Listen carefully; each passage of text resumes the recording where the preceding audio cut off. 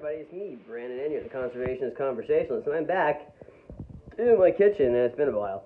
I wanted to show you today what kind of tea I like to make myself. I love tea, and this is sort of a tea that I quite often make pretty much every night, actually. And I told my tattoo artist once, because it takes a while when you're getting tattoos, and so talk about a lot of different things. And I was telling him once what kind of tea I drink, and I told him what I put in it, and I believe his words were, "What sort of woodland creature are you?" So that gives you a little bit of an idea. You're in for a ride, folks, so here we go. Oh, this one, not a lot of people know this, but you need hot water for tea, otherwise it kind of goes down a little hard. So yeah, make sure you got that. So we're going to start out with some alfalfa. As a kid, I grew up on a small farm, and we used to get alfalfa for our goats and our horse, and I used to chew on it, so really, it's just life coming back full circle, in all honesty. We've also got some oat straw, and pretty sure this is also some stuff that I chewed on when I was a kid. Yeah.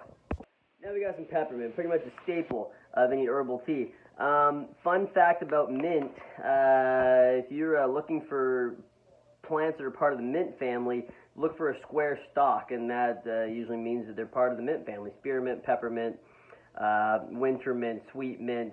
Half of these are probably fake. They're just gum flavors, but you get the picture. Now, I don't know if rubbing it between your fingers really helps bring the flavor out, but I'm convinced it does, so I do that. The next ingredient is raspberry leaf.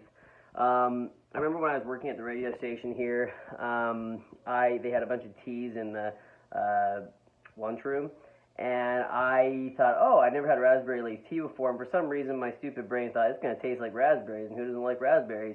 Raspberry leaf on its own does not taste, it's not even that great by itself. That's why I like to mix it with all this stuff. It's good for you, but of course the raspberry leaf tastes nothing like the raspberry berries. The other interesting part of raspberry leaf, you can't really see it, but it's sort of, from far away, kind of looks like pot, but it's not. I love this next ingredient, nettles. Or nettle leaves, and the reason why I love nettle leaf is because we don't have any like real poisonous plants in the way of like poison ivy and poison oak here in the Pacific Northwest, but we have nettles, and so if you go mountain biking or hiking or whatever, just walking around the park, you will run into nettles, and they'll sting you, and everybody gets all worked up about it, but I always felt like nettles were my superpower. If I got stung by nettles, it would itch like a son of a gun. But I don't know, I felt like I'd just be like juiced that evening. And so, yeah. I mean, allegedly, it could give you superpowers if you put nettle leaf in your tea. I'm just saying, but I'm not telling you that. You know those yellow flowers that pop up right after you mow your lawn? Dandelions? Well, the roots are pretty good for you, though. And I like to put dandelion root in my tea. I think it gives it a earthy taste. And you've got a palate like mine, you can tell. Yeah, so I like to put these in there. Let me see, I'm going to show you what they look like if you haven't seen them before. They're pretty cool looking. It looks like what you'd expect a dandelion root to look like, actually. Yeah, so there they are, and they can be pretty big, actually, and you just chop them up. And, because, yeah, dandelion roots can be pretty extensive. And, yeah, so you toss those into your tea like little cloves. So as Huey Lewis in the News said, in that terrible song, it's hip to be square, but so maybe it's square to be hip. I don't know.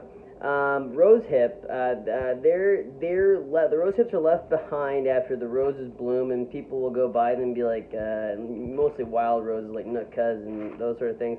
And people will be like, wait, can you eat those? And yeah, you actually can. They have lots of vitamins in them, including vitamin C. But they don't taste very good, just eat them raw, but actually they add kind of a cool little taste, kind of a tart sort of taste, I guess, maybe? A little bit bitter. But yeah, you put them in the tea and mix it in with the other stuff. It's actually pretty damn good. And yeah, this is what the rose hips look like, all chopped up. And they actually smell really good, too, if you smell them. And that's a great part about making tea, is that it always smells really, really good. See, I have one of these, what I consider, it's like a tea press of sorts. And the reason why I like these compared to other forms of loose leaf filters and and that sort of thing, is that the holes are usually really, really small at the bottom, and so even some of the smaller teas like Rooibos, which I really, really like, they don't get through and sneak into your drink when you strain it out. So yeah, so this is how I let it steep for like about 10 minutes or so, and it's very flavorful and good. So yeah, the mug I'm using right here is a little bit big actually, but still you kind of get the idea. You place it on the mug and it strains out the bottom and works like a charm. There you go, folks, a good mix of woodland herbs and woodland stuff. And this tea might give you superpowers, guaranteed to warm your heart and make some new friends. Cheers.